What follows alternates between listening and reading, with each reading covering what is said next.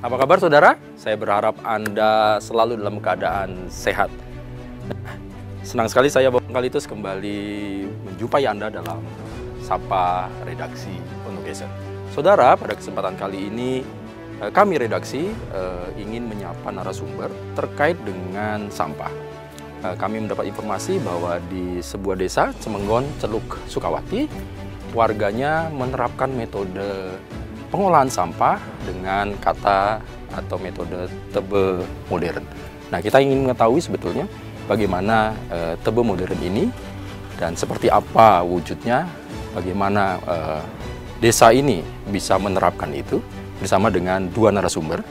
Pertama yang Beli Wayan Balik, yang kedua adalah Beli Mulyarta.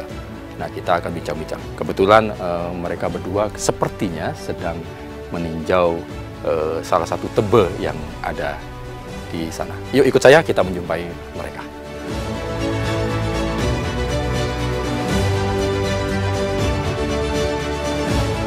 Om Swastiastu. Wah. Apa kabar di balik? Waduh, ya. Pak Mul, sehat? Ya, sehat. Wah, saudara, ini dua narasumber yang saya sampaikan tadi, kita udah berdua lagi apa ini? Di balik. Ini tebenya ya? Tebe ya. Tebenya bisa bentuk meja, bisa bentuk datar. Bisa datar Jadi begini. Kalau misalkan halaman nggak cukup, kita buat datar aja, dilalui sama ini Nah. bisa juga. Oh, ini jalan ya, padahal jalan ya. Iya. Ini sudah penuh? Belum penuh. masih dicek. Ini khusus kan untuk kita di sini kan ada pelinggih, gitu, khusus jalan-jalan tiap warga di sini. Baik. Oh, ya. Jadi memang ada yang tebe di dalam pekarangan, itu yang untuk sampah di rumah rumah tangga. Ya. Kemudian ada inovasi lagi, Ya. Ini untuk fasilitas umum Ya. gitu. Baik.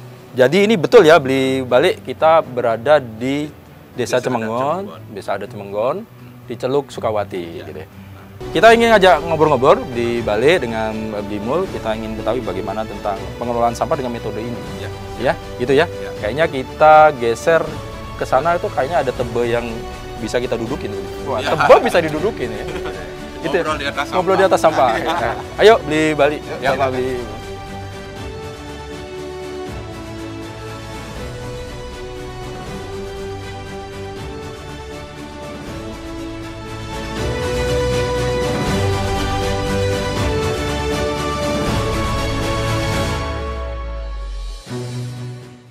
Nah, saudara, jadi kita tadi udah diajak jalan-jalan, muter melihat, dan saya belum memperkenalkan. Nah, ini di samping saya ini ada sosok I Wayan Balik Mustiana. Ya. Biasa dipanggil Beli Beli balik.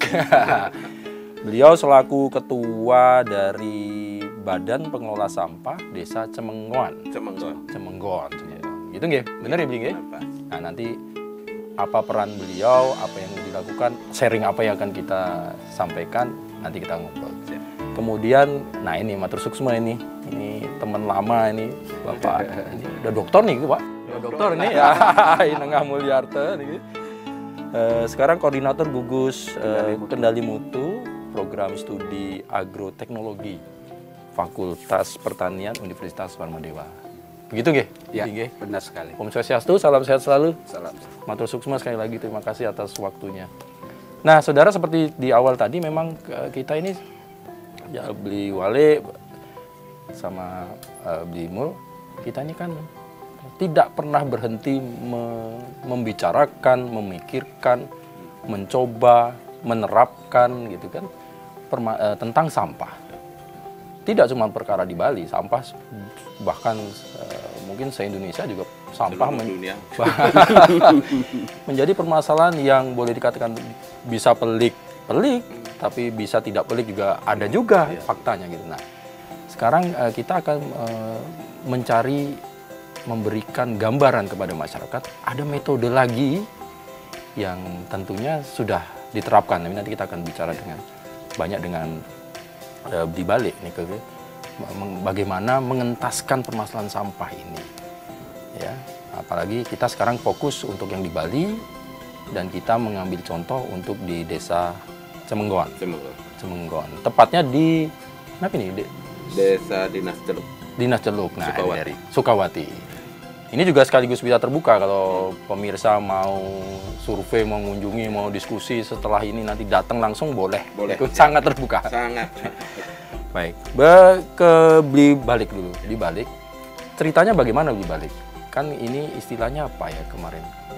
Tebe modern. Tebe modern. Kita kilas balik dulu aja.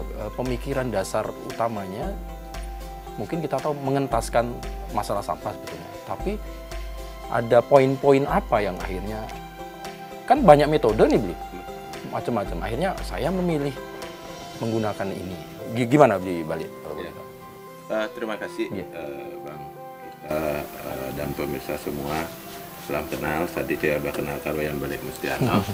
Saya di sini sebagai ketua BPS dan sekaligus ketua Forum Peduli Lingkungan Desa Adat Cemenggon. Oh, oke. Kenapa Kak saya memilih seperti ini? Bukan gimana ya, kita sok-sokan buat sistem atau lain sebagainya. Ternyata kita pernah studi banding lah, studi banding, belajar ke teman-teman atau lain sebagainya.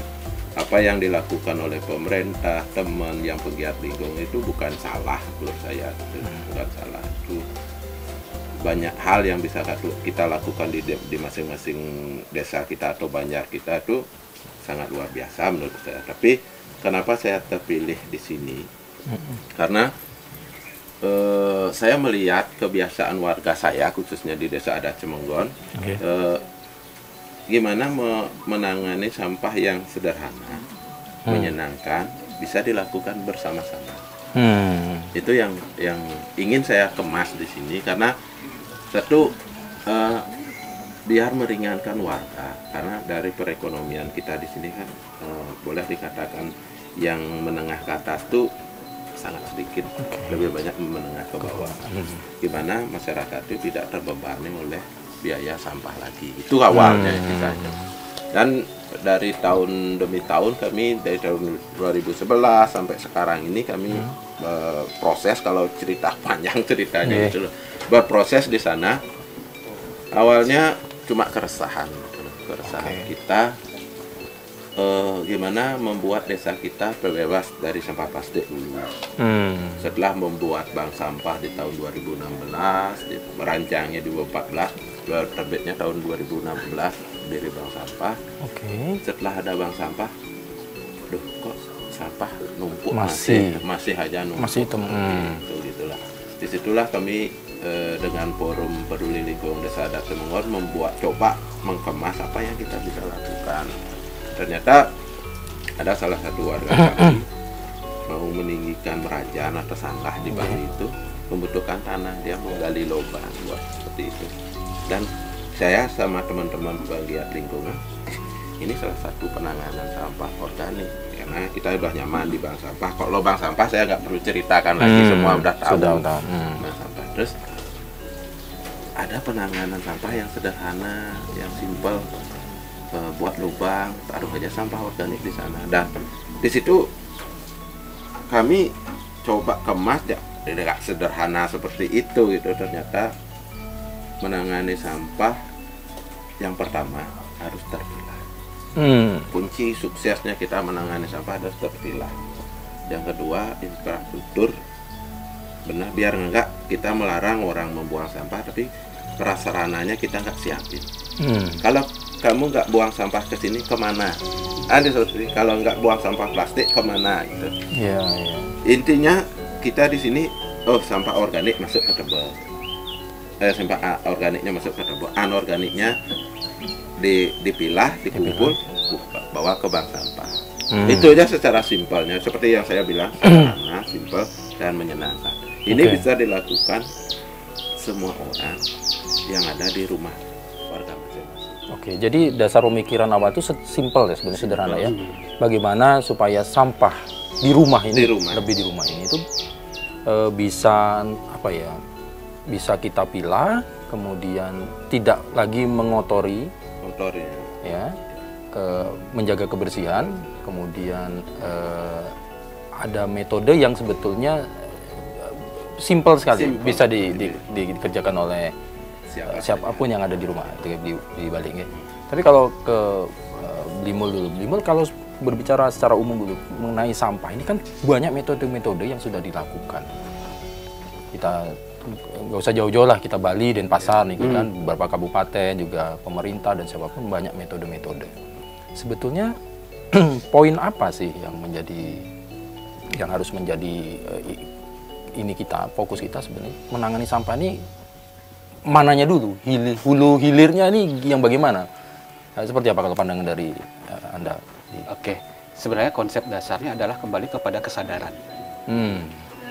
Apakah kita memandang sampah itu sebagai bahan buangan atau memandang sampah itu sebagai bahan baku? Nah, ini yang sering saya sampaikan, karena kenapa?